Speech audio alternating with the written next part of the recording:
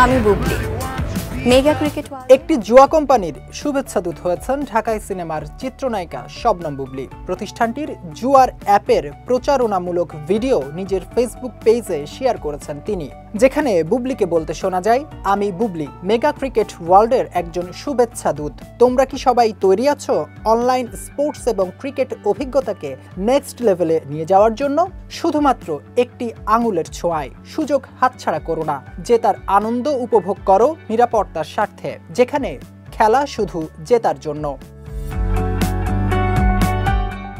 জুয়ার বিজ্ঞাপনের প্রচারণায় এর আগেও পরিমণি, নুসরাত ফারিয়া, অপু বিশ্বাস, মাহিয়া মাহির মতো তারকাদের দেখা গেছে। এবার তাদের দলে নাম লেখালেন বুবলি।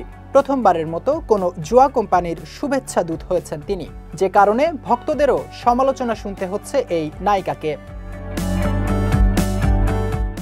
কেউ আক্ষেপ প্রকাশ করে লিখেছেন, টাকার জন্য শেষমেশ বুবলিও অসৎ কর্মকাণ্ডের প্রচারণা করল।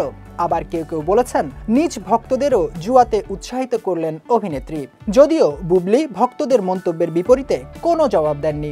তিনি আপাতত একটি সিনেমার শুটিংয়ে ব্যস্ত সময় পার করছেন। বাংলাদেশের সংবিধান ও আইনে জুয়া খেলা নিষিদ্ধ। জুয়ার কোনো বিজ্ঞাপন কিংবা প্রচারণায় জড়িত থাকাও এক ধরনের অপরাধ। তবুও বুবলি কিভাবে প্রকাশ্যে জুয়া কোম্পানির ওয়েবসাইটের প্রচারণা চালাচ্ছেন জানতে চেয়েছেন অনেক নেটিজেন। ব্যক্তিজীবনে নানা কারণে আলোচিত বুবলি। কখনো বিয়ে, বিচ্ছেদ, আবার কখনো সম্পর্ক নিয়েও আলোচনায় এসেছেন তিনি।